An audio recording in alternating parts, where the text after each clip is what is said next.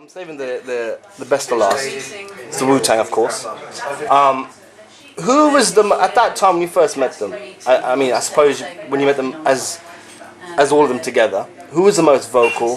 Who was the most sort of shy? Who was the person who was the shyest?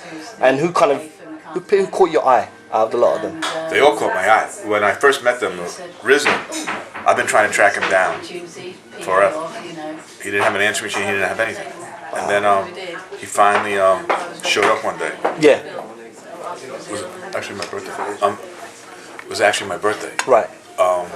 Shit. I want to say my 31st birthday. Would you say your 18th birthday? Just No, my I have nothing.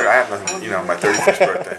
And at the end of the day, he came up out of nowhere. right. I'm with D Swift from the Alcoholics. We hear the record. He goes, "I'll be back in an hour." Yeah. And he brings an office from as wide as from here to the end of this table to Right. the wall. Right. So it's me and D Swift, and also the whole clan comes in. Yeah. And they start performing to the record, "Protect Your Neck." Then the doors closed. I don't know if they set me up or if it was really a real intern or whatever, but some motherfucker comes running through the door and says, "That's that shit." Wow. And I look at him, and to this day, I've never seen this guy again. So it must be the setup, right? So they said, "Yo, come in when we drop this," and right, I get you. So did that influence your decision though? That intern? yeah, it was a done deal. But by then, then the deal was done a week later. That's fantastic. That's a great story. Okay, you know what? I'm gonna ask you another one. Let me think. Did you ever meet Biggie or Tupac? Any of them two? Tupac, we did his first. Tupac lived at my house for a minute. He lived at your house? Yeah, he was in LA. It was his first record. Right. We did all the street marketing for Interscope. Wow. He wasn't signed to Death Row then. He wasn't signed there. He Oh. was signed to H1 Gregory's label, which had Digital Underground. Oh, of course. Yes. Yeah. Because he was messing with them too. Okay. And what was he like then? Was he just how he is? We laughed, man. With his record, he would come to the office, we'd pack our own records, and we'd smoke a pack of cigarettes.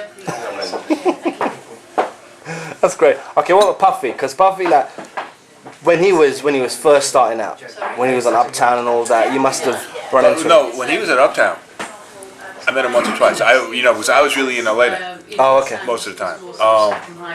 So we met, but we never really hung out. So when he started Bad Boy, he did that Big Mac thing with Biggie and Craig. And I said, "This is the most genius thing I've ever seen in my fucking life." And I called him out of the blue. Right. And I just wanted, and we spoke. And then, when I said, "I'm going to be in New York, let's have it." And then from then, our relationship, we haven't done a lot of business together, but there's, to me, he's absolutely brilliant. There's only one Puff. I think he'll be here tomorrow, actually. Right.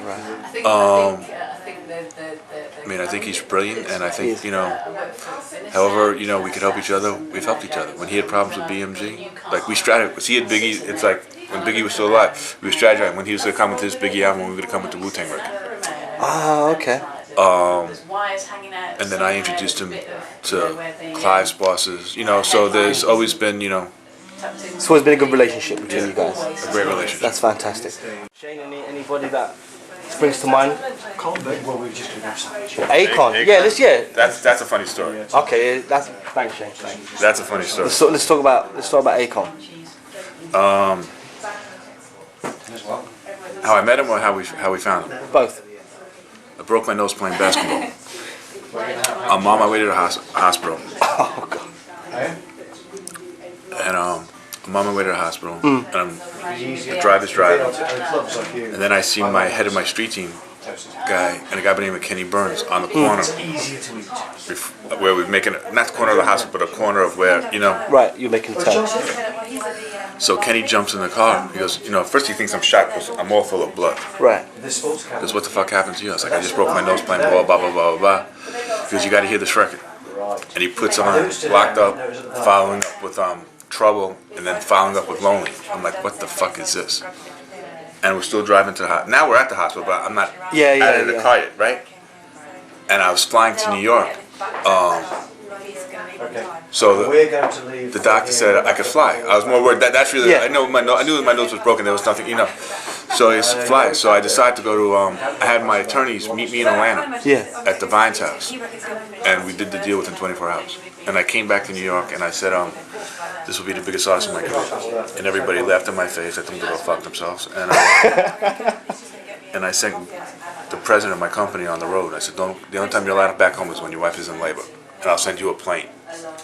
Wow. He went on the road, came back when his wife, gave birth, gave him a few days to spend time with the baby, and sent him back out. Wow. See, lonely, trouble, and locked up. It was locked up. It was trouble, locked up, lonely. Those 3. There's a smash hits there. Like you can hear it straight. It's a good choice. That's